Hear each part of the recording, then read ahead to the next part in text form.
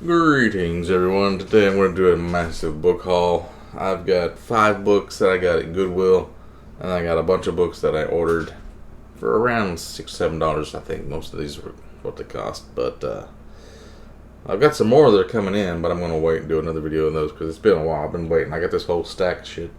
First I go through the Goodwill books I got, and I don't really know what these are about that much. This one is really good quality. Oh, it's got a pop-up coming up.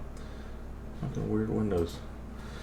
Endgame The Calling by James Frey and Nils Johnson Shelton. This says, 1 game to end the world, 1 player to solve it. And I've got some other books that me and another guy, Sheev, we had found on Goodreads. It's like The Perfect Run, something like that. There's like 2 or 3 of those. It's like a game-based book where somebody has to keep replaying this game till they get a perfect run. This is about a girl in Nebraska. Cahokian player. She carries a secret. She's a class valedictorian. When a meteor strikes her school, killing dozens and wounding hundreds, she survives. At the same moment, 1,000 miles away, another meteor strikes. Jago Tlaylock walks among the wreckage. The street team's violence and looting, but he is safe. He has a secret too. And the secret makes him brave. He is the Olmec player. Olmec and Cahokian. People are scared. They whisper it's the end of the world. 10 other players know the answer. The meteors carry a message. Players have been summoned to the calling, and now they must fight one another in order to survive. It's like Battle Royale. And one will save the world. Oh, man. There's a bunch of pictures in it, too. It's illustrated. Some stuff. Oh, what was that? There's a bunch of weird codes and symbols. Like a bowl of rice or some shit. I don't know. This looks pretty cool. This one looks like some young adult shit. It says, I was completely absorbed in the sinister, complicated world of magic and witches. Best-selling author of Asylum. The Hawkweed Legacy. Irina Brignall. Poppy Hooper. Oh, what a great name for a character. I want to be the queen of the witches. But some problems can't be left behind. Some love stories can't be forgotten. Some friendships won't be broken. And some enemies won't stay dead. The battle for the throne isn't over yet. I don't know. It was $1. Who cares? Might be good. That's what I think of it. This one I only got because it was sci-fi and it's perfect condition and it's one of those nice paperbacks that I like. It's got this nice feel to it. It's like mint. Universe Apart, A World of Danger Ahead, The Life Below by Alexander Monier. As Naomi lifts off into space, she leaves behind a deteriorating Earth and Leo, a final 6 contestant who didn't make the cut.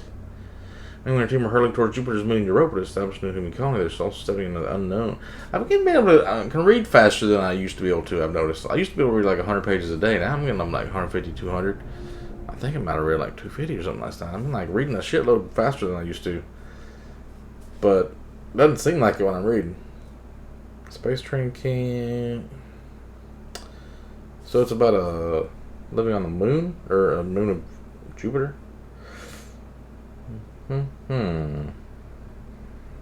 Oh, this is book 2, I think. The final 6. It's been the first one, I think. This one, Infinity Sun by Adam Silvera. Brothers Emil and Brighton have always idolized the Spellwalkers, a vigilante group sworn to protect New York with supernatural powers. Ooh. Looks like a superhero book. Lately, though, it's becoming a problem as much as Brighton wants to be the center of action for his social media channels. Emil wants to be a part in their war against the Bloodcasters, an enemy gang with power sold for magical creatures. Changes his appearance. What was it, a hero? It's like a hero fantasy, I guess. Kind of like double-spaced text. Like it seems like they tried to just make it look longer than it was. This is probably something I could read in a day or so. Oh yeah, 300-some pages. I don't know, it looks really cool. It's got this shiny gold cover. I mean, how could I not buy it? And then, this one's a book 2. Pretty sure this is young adult. Days of Blood and Starlight by Lainey Taylor. Sequel to The Daughter of Smoke and Bone. So, if I see Daughter of Smoke and Bone, I'll get it. I don't have it. This is...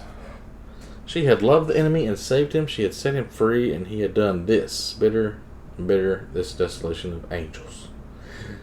You won't want to put it down. Art student, blah, blah, blah. Highly claimed. Yeah, this may be more romance than I'm into, but really cool looking, and it's perfect condition, and it's hardback, so for $1, how could I not buy it? Still have my dream of opening like a, well, not a bookstore, but like a place people can come and read books. And if I do that, then I'll have to get some shit that I don't like, because I want girls to come there, because that's more money. So I was a little bit disappointed in some of these that I bought that came in the mail today. First of all, The Howling Dark, Book 2, Christopher Rocchio, Sun Eater.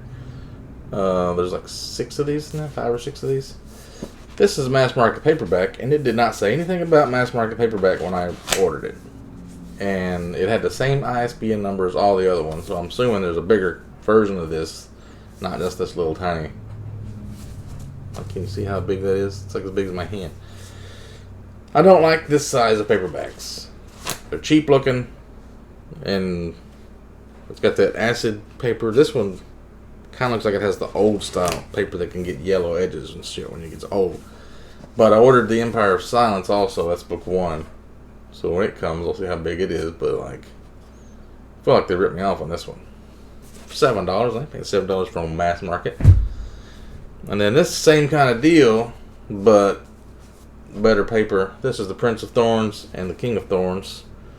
First 2 books of this series. Everybody recommends it. It's also the mass market size, so I didn't really appreciate that. I feel like people are ripping me off. But this is supposed to be really good. Everybody says it's like one of their favorite assassin style books, I think. Or he's like one of the coolest characters. And, you know, it's pretty dope. Broken Empire. That's what this series is called. And then, oh, I'm really excited about this one. Tad Williams, Dragonbone Chair, Stone of Farewell. These are the 2 books I needed to go with that one there. The 2 Green Angel Tower. And they're the right size. They're the right format, so they'll fit on the shelf right next to it, and it'll look good. And this is supposed to be, Tad Williams is supposed to be like the original George R.R. Martin, so this is supposed to be like Game of Thrones style writing, and as good. So I can't wait to dig into these. This is like planned for this year too, so I want to like definitely get into that soon. And this one was kind of used condition. Promise of Blood.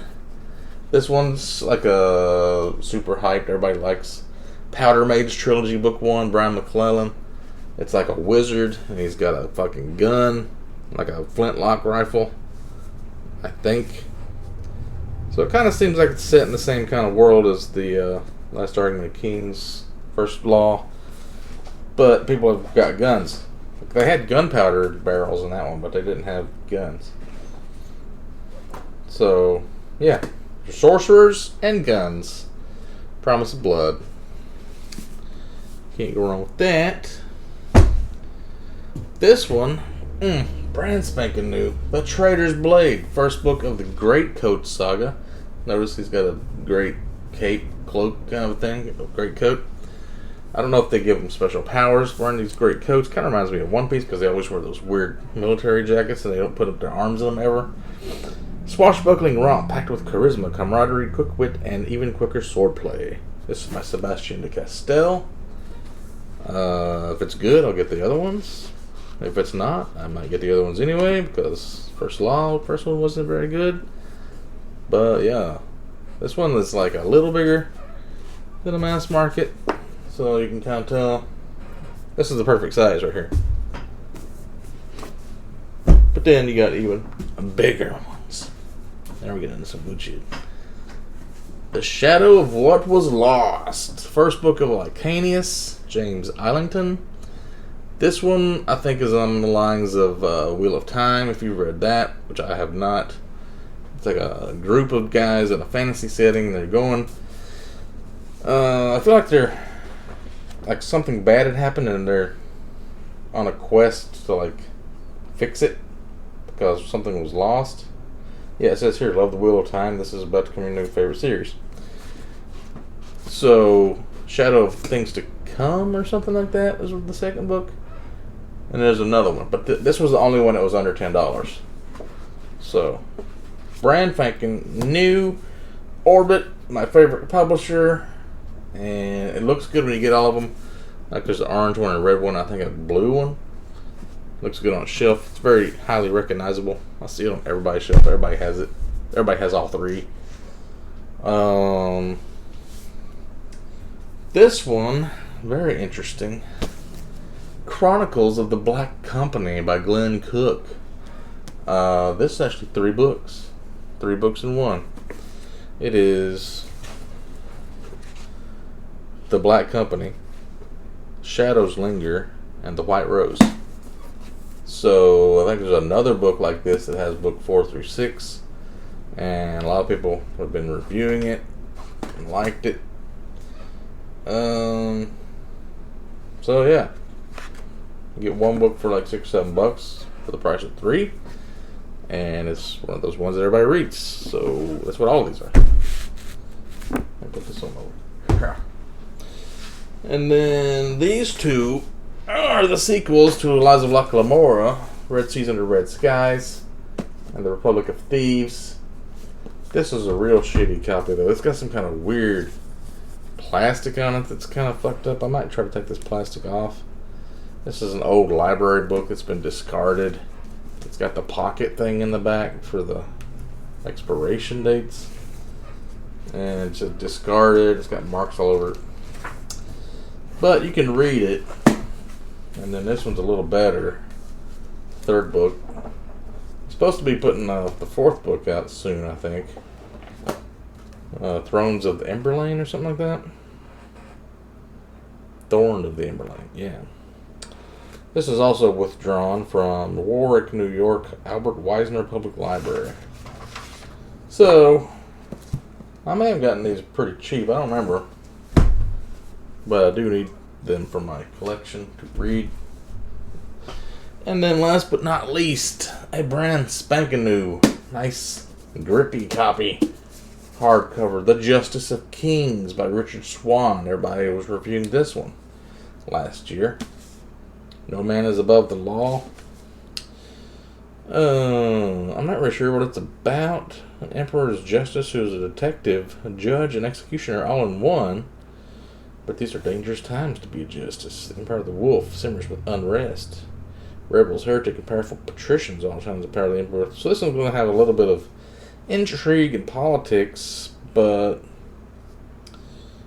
as long as I'll probably have to have like a palate cleanser between this so I don't get it confused with the other books like First Law and shit that has a bunch of politics and stuff in it. But it's supposed to be good. So there we go. That's all of them. 1, 2, 3, 4, 5, 6, 7, 8, 9, 10, 11, 12, 13, 14, 15, 16, 17 books. And I got more on the way.